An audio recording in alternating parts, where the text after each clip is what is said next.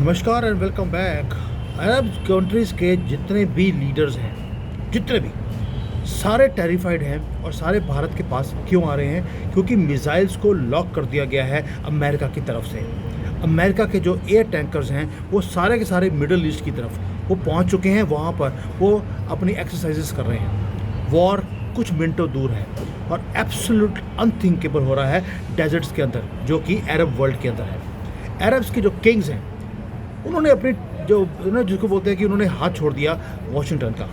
They are terrified of Donald Trump. वो नहीं चाहते कि उनके बैकयार्ड में वो युद्ध हो। अरबी वो हैं जिन्होंने पूरे दुनिया में पैसे लगाए रेडिकलाइजेशन को इंक्रीज करने के लिए, ताकि पूरे दुनिया में युद्ध हो, लेकिन वो अपने घर के आसपास भी वो युद्ध नहीं चाहते। इसलिए वो भाग के आ रहे हैं मोदी जी के पास, क्योंकि मोदी जी के पास एक लीवरेज है कि ईरान से भी बात कर सकते हैं, अमेरिका से भी, रशिया से भी, हम सबसे बात कर सकते हैं, हम सबके साथ डिप्लोमेटिकली एंगेज कर सकते हैं। इसलिए जो ग्रेटेस्ट जियोपॉलिटिकल अर्थक्वेक है हमारे टाइम का, वो हमारे सामने आता हुआ दिखाई देता है। रिचेस्ट किंगडम्स हैं दुनिया के, वो आज जो बोलते थे कि अल्लाह के सिवाय हम किसी से डरते नहीं, वो डोनाल्ड ट्रंप से डर रहे हैं और अपने ओल्डेस्ट एलाई अमेरिका का हाथ छोड़ दिया। पर्शियन गल्फ को देखिए आप, 180 अमेरिकन जो एयर टैंकर्स हैं, जो जिसको हम बोलते हैं यूएसए का सेंट्रल कमांड सेंटर, वो सारा का सारा ईरान के पास पहुंच गया। इंडो पैसिफिक का जो कमांड सेंटर का हेड था वो अभी भारत आके गया है।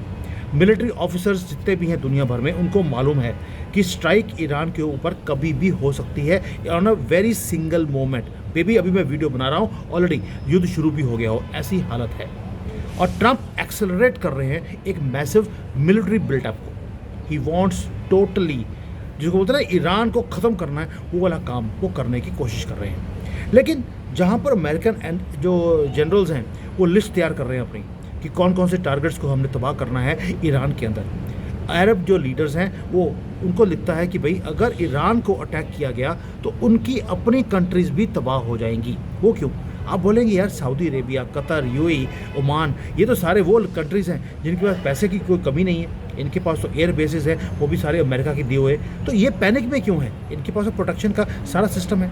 उसका रीज़न है कुछ और। उसका रीज़न है, उन्हें मालूम है कि अगर अमेरिका ने युद्ध किया तो वो बेसिस को यूज़ करेगा, वही वाले यूजेस, एयर बेसिस और पोर्ट्स जो इन अरब कंट्रीज़ के पास हैं।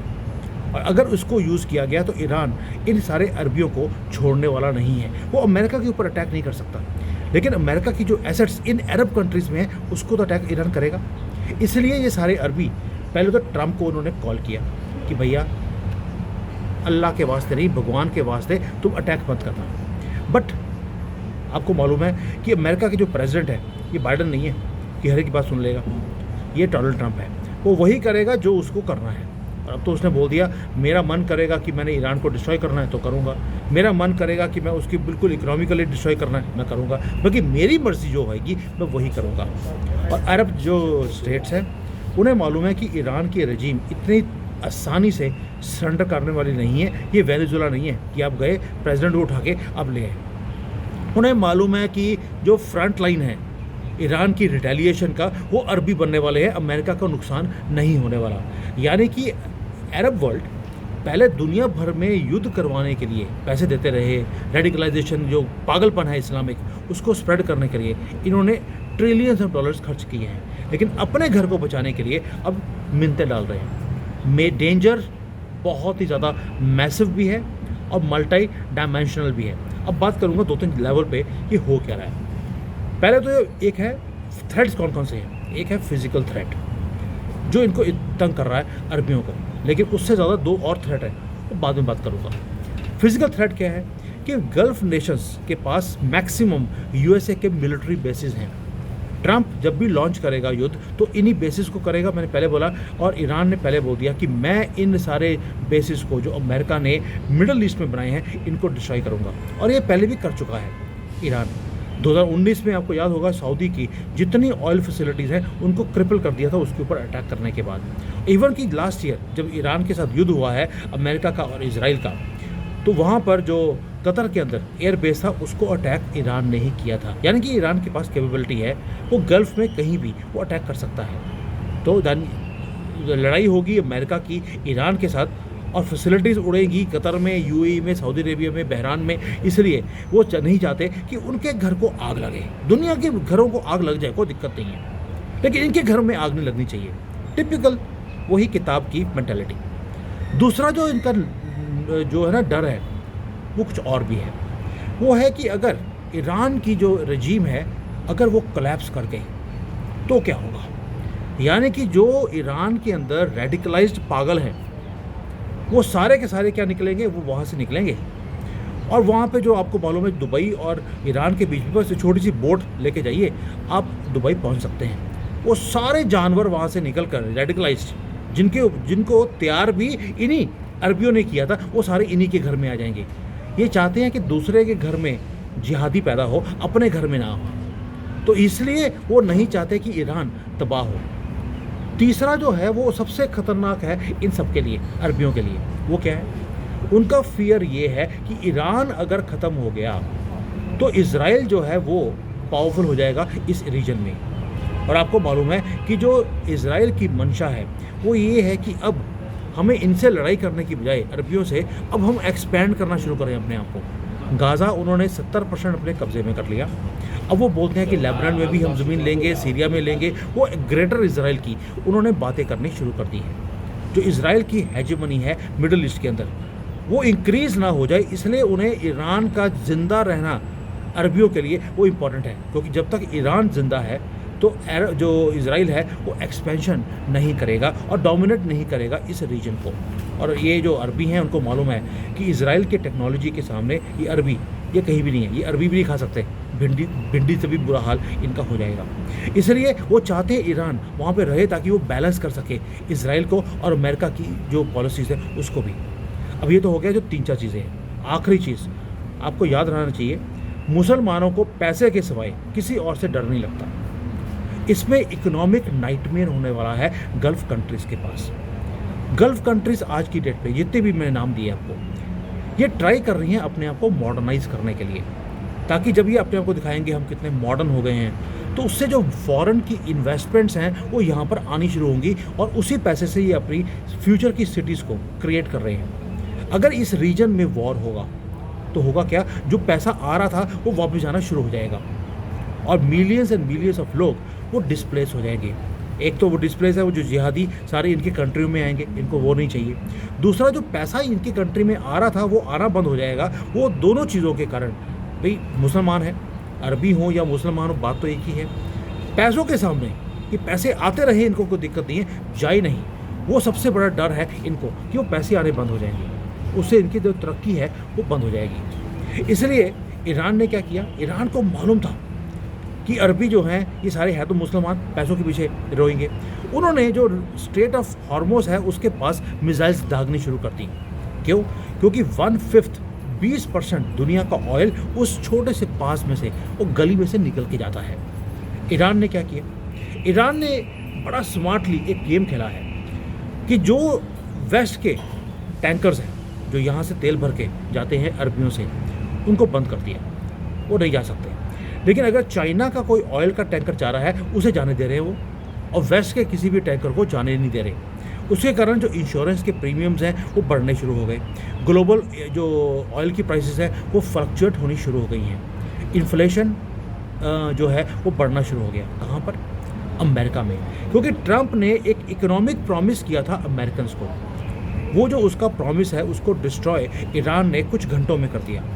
इसलिए आज पैनिक है कहाँ पर? मिडल ईस्ट में, कि कई यार अमेरिका की वाट लगाते लगाते एक तो इनका तेल बिकना बंद हो गया, ऊपर से फॉरेन की इन्वेस्टमेंट्स आनी अरबियों के पास बंद हो गई, ऊपर से रेफ्यूजी आएंगे, और ये सारा जो मैंने बताया आपको उसके कारण एक नाइटमेयर आ गया है। लेकिन नाइटमेयर सिर्फ इतना ही नहीं है, नाइटमेयर एक और भी है। एक तो पैसे आने बंद हो जाएंगे, तरक्की बंद हो जाएगी मिडल ईस्ट की। दूसरा न्यूक्लियर नाइटमेयर भी है। अब बोलेंगे यार ईरान के पास तो न्यूक्लियर बॉम्ब है नहीं, तो नाइटमेयर कैसे हो गया? नाइटमेयर ये है कि जब यूएसए अटैक करेगा ईरान के ऊपर तो होगा क्या, उसके पास जो न्यूक्लियर फैसिलिटीज़ है वो किसी न किसी के हाथ तो लाएंगी। अगर जिहादियों के हाथ में आ गई तो उसके बाद फिर जितने भी गल्फ़ कंट्रीज़ हैं इनको भी न्यूक्लियर बॉम्ब खरीदना पड़ेगा अपने आप को बचाने के लिए। सऊदी अरेबिया हो, यूएई हो, कतर हो, इन सब को आर्म्स रेस में जाना पड़ेगा। और जब पूरा का पूरा रीजन है, ये जो पैसे आज लगा रहे हैं अपने तरक्की के लिए और जानवरों को क्रिएट कर दिया पूरे दुनिया में स्प्रेड करने के लिए ताकि उनके दूसरों के घरों में आग लगी रहे। उसके बाद ये आर्म्स रेस में ये खुद फंस जाएंगे और जिहादी जब इनके कंट्री में आएंगे, इनको अपने कंट्री को डिफेंड करना पड़ेगा। वो पैसे सारे इनके खर्च होने वाले हैं। इसलिए जो सऊदी प्रिंस है, प्रिंस मोहम्मद बिन सलमान, उन्होंने क्या बोल दिया, मेरी रेड लाइन है, मैं अपनी एयर स्पेस को यूएसए को नहीं दूंगा ताकि यूएसए मेरी एयर स्पेस को यूज़ करे ईरान को अटैक करने के लिए। यूए ने भी डिमांड कर लिया, उसने बोल दिया मुझे लॉन्ग टर्म एक डिप्लोमेटिक सॉल्यूशन चाहिए, मैं नहीं चाहता हूं कि आप यूए को यूज़ करें ईरान को अटैक करने के लिए। ये अरबी जो बोलते हैं कि हमने जिहाद करना है पूरे दुनिया में, लुल्ला की पूरी फौज खड़ी करेंगे, आज खुद डर रहे हैं और क्या बोल रहे हैं भी, जीसस बुला लीजिए, महादेव बुला लीजिए, बस हमारे ऊपर यहाँ पर अटैक ना हो। दोस्तों ये सारे सीन में ये सारे भारत क्यों आ रहे हैं? हम कहाँ फिट होते हैं इस बर्निंग मैप के अंदर? उसका रीज़न है प्रधानमंत्री मोदी। मोदी जी क्या बोलते हैं? मोदी जी भी बोलते हैं और मिडिल ईस्ट वाले बोलते हैं कि जो डोनाल्ड ट्रंप है वो एक प्रिडिक्टेबिलिटी लेके आने की कोशिश कर रहे हैं दुनिया में, वॉर की धमकियाँ वो देते जा रहे हैं। भारत बात करता है स्टेबिलिटी की, और हमारे पास एक इमेंस ग्लोबल लीवरेज भी है। अरबी जो कंट्रीज़ हैं, अरब नेशंस हैं, उनके लीडर्स हैं, वो भारत इसलिए आ रहे हैं क्योंकि एक तो हमारा सिविलाइजेशनल एंकर है, पहली बात। दूसरा, मिडल ईस्ट एग्जॉस्ट हो चुका है ट्रंप के बातों से, उसकी प्रोमिसेस से, उसके जो डराने की उसकी एक पॉलिसी है ट्रंप की, उससे वो घबराए हुए हैं। उनको चाहिए एक ऐसा कंट्री जहाँ पे उनके पैसे भी सेफ हो, अब भारत में इन्वेस्ट भी कर रहे हैं, नेशनलिस्ट भी हो, दुनिया में लीवरेज भी हो। इसलिए भारत ने क्या किया, भारत भी अपने सारे के सारे जितने भी अरब कंट्रीज़ हैं उनको होस्ट करता जा रहा है। उसके साथ साथ हम ईरान को भी होस्ट कर रहे हैं। ईरान के भी जो लीडर्स हैं उनसे बात हो रही है, इजराइल से भी बात हम कर रहे हैं। हम किसी को लेक्चर नहीं दे रहे, हम कोई रिजीम चेंज की बात नहीं कर रहे, हम अपनी इकॉनमी को बिल्ड कर रहे हैं। साथ में हम जो तेल है वो इन सारी कंट्री से ले भी रहे हैं, और साथ में हमने ईरान को भी बोल दिया कि यार तुम बताओ कि इस सारी सिचुएशन को ठीक करना कैसे है, यानी कि we are making everybody sit on the table. दोस्तों पिछले जब से ये पिछले 6-7 हफ्ते हुए हैं, दिसंबर 2025 से लेकर अब तक भारत की जो डिप्लोमेटिक एंगेजमेंट्स हैं मिडल ईस्ट के अंदर, अमेरिकन के अंदर, ईरान और इजराइल, वो बढ़ गई हैं। इवन कि हमने रशिया और यूक्रेन के साथ भी अपनी जो एंगेजमेंट्स हैं उसको बढ़ाना शुरू कर दिया। हमने ऑलरेडी अपने आप को जैसे एक सुपर पावर काम करता है, हमने वैसे काम करना शुरू कर दिया है, जहाँ पर हम बात कर रहे हैं डिप्लोमेटिकली चीज़ों को अंडर द टेबल ठीक करने की कोशिश भी कर रहे हैं। ऐसे नहीं है ये अरबी आज काफिरों की कंट्री में आके बोलते हैं प्लीज़ सारी सिचुएशन को बैलेंस कर दीजिए। उन्हें भी एक ग्लोबल सुपर पावर चाहिए जो बात कर सकता है तेहरान के साथ, वॉशिंगटन के साथ, और साथ में इनका जो इकोनॉमिक फ्यूचर है अरबियों का उसको प्रोटेक्ट भी कर सकता है। इसलिए इनको मोदी चाहिए, वरना को मोदी से प्यार नहीं है इनको। और जो ये टाइम था इनका कि जहाँ पे ब्लाइंडली ये वेस्ट को फॉलो करते थे, वो ख़त्म हो गया अरबियों का।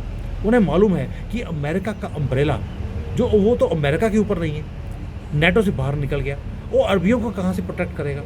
तो ये जो डेंजरस फ्यूचर दिखता है अरबियों को, उसके कारण उनको मोदी चाहिए, क्योंकि और कोई इस चीज़ को डिफ्यूज़ कर नहीं सकता। जियो पॉलिटिकल एक्सेस दुनिया का बहुत तेज़ी से वो शिफ्ट हो रहा है। फ्यूचर ऑफ मिडल ईस्ट अब जो है वो डिक्टेट कौन करेगा, वो वॉशिंगटन डिक्टेट नहीं करेगा, वॉशिंगटन सिर्फ क्योस क्रिएट करेगा इनके कंट्रियों में, क्योंकि ये जो अरबी हैं इन्होंने पूरे दुनिया में क्योस क्रिएट करने के लिए सारे दुनिया में गंदी गंदी मस्जिदें और मदरसे बना दिए और वहाँ पे जिहादी खड़े करने की कोशिश करी। इसलिए वॉशिंगटन भी पंगे ले रहे हैं इनसे कि इनको अब इनकी दादागिरी हम स्प्रेड नहीं होने देंगे। ये कहना कहीं जाकर आगे जाकर ये होगा, इनको बोला जाएगा तुम ये जो रेडिकलाइजेशन है इसको तुम ख़त्म करो, ये पागलपन तुमने क्रिएट किया था, तुम इसको बंद करवाओ, इनकी फंडिंग बंद करो, हम भी तुम्हारे एरिया में गंद डालना बंद करेंगे। इसके बिना ये अरबी भी सीधे होने वाले नहीं है, और दुनिया में जो पागलपन है जानवरों का वो भी सीधा होने वाला नहीं है। ये कॉकरोचों का अब अंत ये आने वाला है, इनका टाइम ख़त्म हो गया। इसलिए ये एंकर ये जो कर रहे हैं अपने आप को अरबी, ताकि एक उनकी जो स्ट्रेंथ है वो बरकरार रहे, उसके लिए उनको एक न्यूट्रल आदमी चाहिए, और न्यूट्रल आदमी एक ही है दुनिया में आज की डेट में, वो है भारत, नॉट मोदी, वो है भारत। और ये जो राइज ऑफ भारत है ये मैं देखता हूँ from a very different angle. अरबी आपके पास भीख मांग रहे हो कि यार हमारी इन्वेस्टमेंट्स रुकवा दो, हमारे कंट्रियों में यहाँ पर युद्ध ना करवाओ। आप समझ सकते हैं कि एक्सेस कितना जल्दी से वो चेंज हो चुका है। थैंक यू, जय हिंद।